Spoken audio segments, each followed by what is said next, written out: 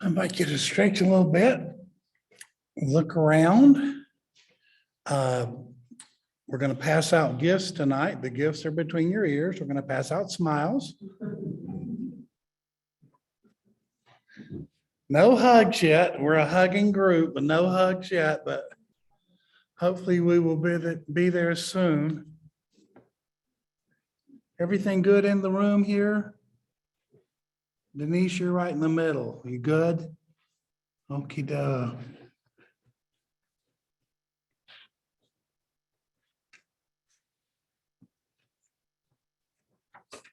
I gotta get a little more organized. You guys were my mighty mouses. Thank you. You came to save my day.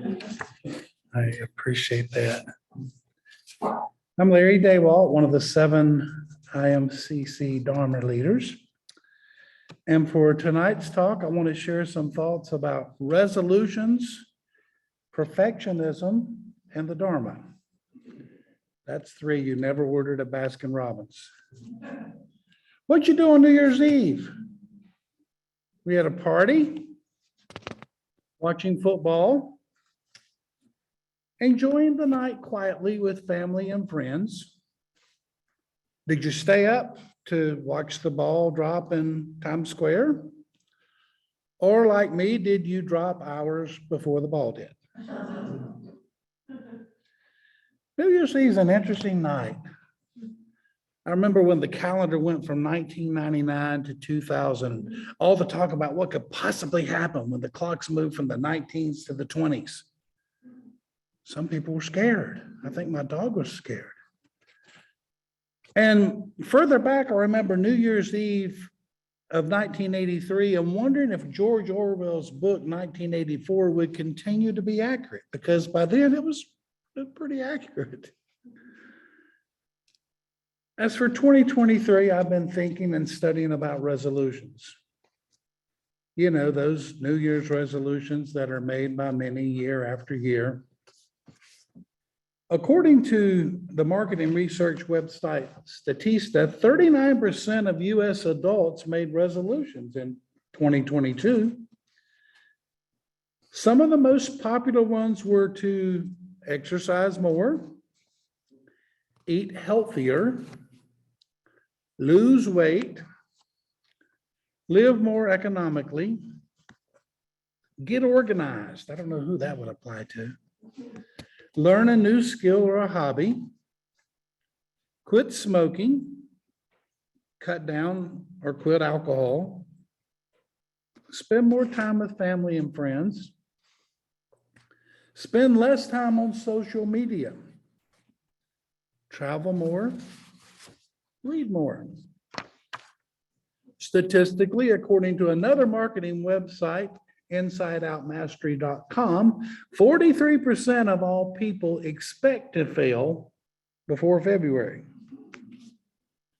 And almost 1 out of 4 quit within the first week of setting their New Year's resolution. Several reasons why resolutions aren't kept, including perfectionism, setting goals too high, and not having carefully planned. And I'll talk about those during our time together tonight, but primarily I want to talk about what the Dharma, and especially one of the factors of the Noble Eightfold Path, have to say about resolutions. So what is a resolution? Here's some definitions. The quality of being determined or resolute, a formal expression of an opinion or intention, and a firm decision to do or not to do something. And what are the 2 most similar words to resolution? Intention and resolve, which just happen to be 2 of the words used to articulate the second factor of the Noble Eightfold Path. You knew I was going to bring it back eventually, didn't you? So let's look at right intention and see if it might help us with our resolutions. The Pali term samma sankappa is sometimes translated as right thought or even right resolve. Tanisara Bhikkhu translates it right resolve in his book On the Path. One of its contentions is that thought leads to actions. Therefore, in order to change our actions, we have to change our thoughts. Sort of like James Allen, as a man thinketh.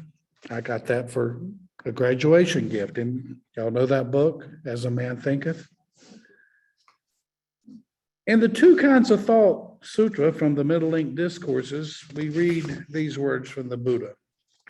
Bhikkhus, and according to the teachings of insight meditation scholar Joseph Goldstein, that means all of us, whatever a bhikkhu frequently thinks and ponders upon, that will become the inclination of his mind.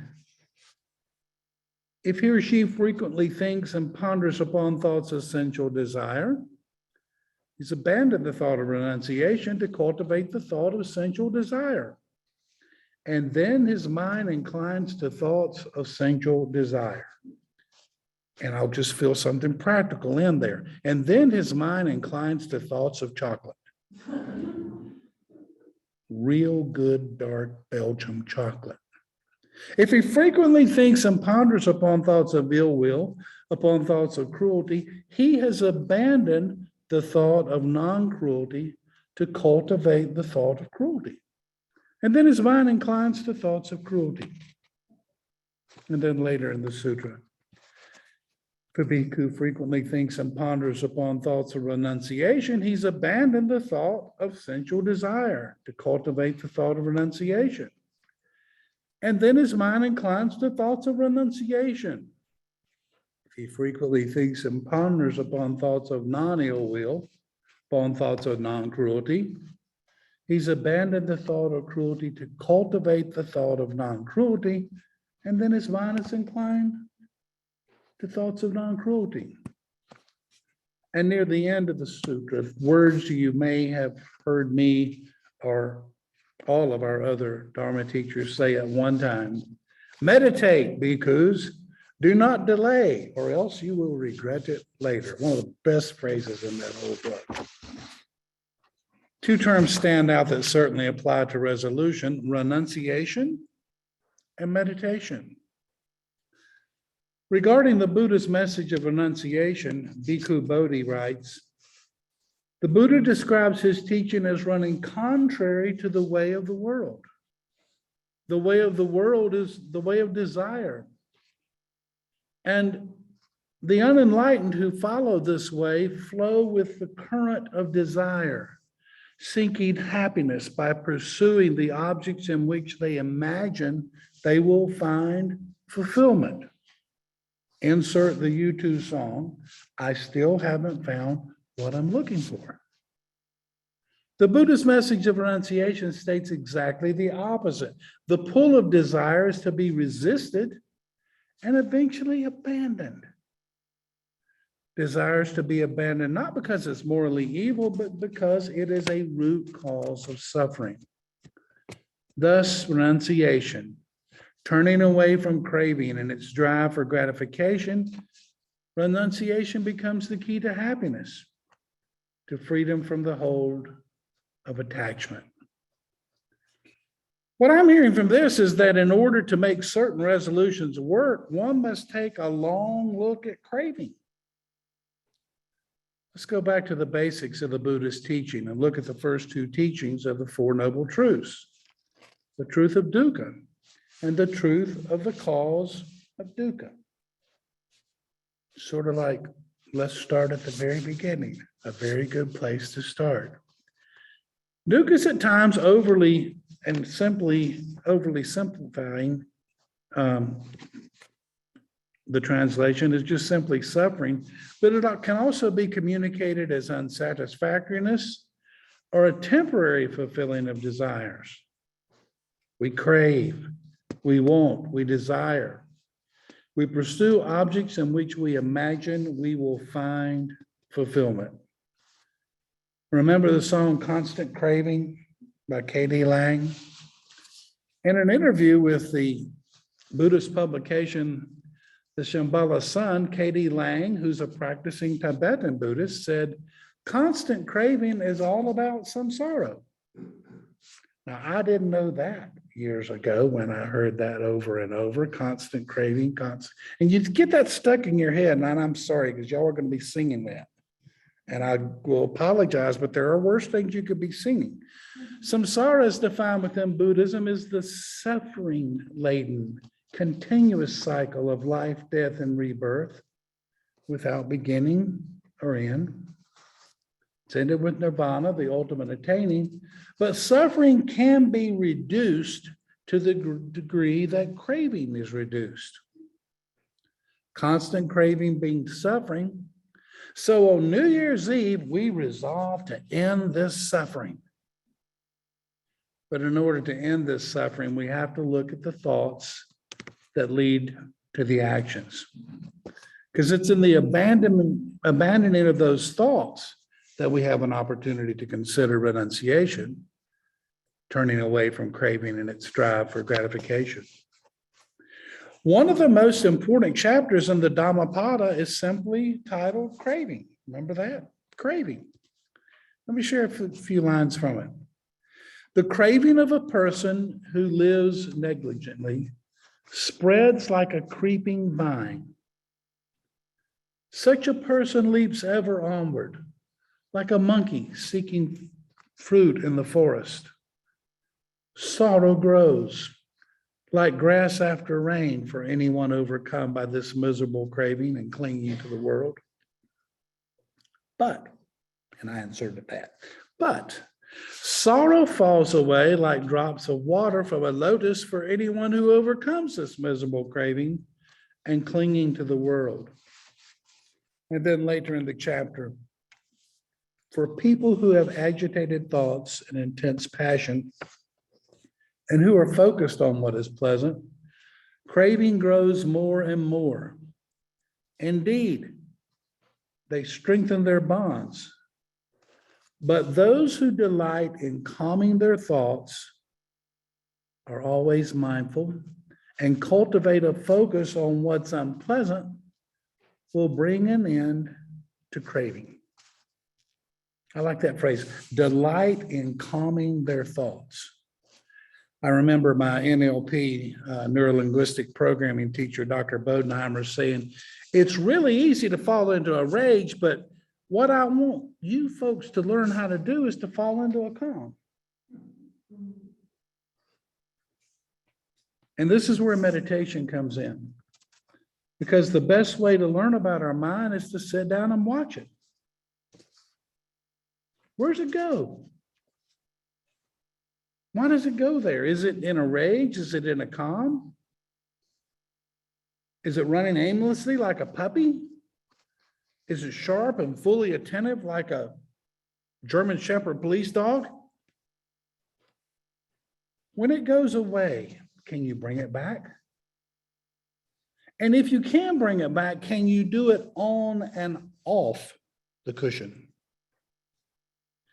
These are questions that help us assess the mind in such a way that we can assess whether or not or when we're ready to tackle craving. And these questions are a good way to set a goal. They're a good part of making a resolution. So let me share some thoughts about a resolution I have this year.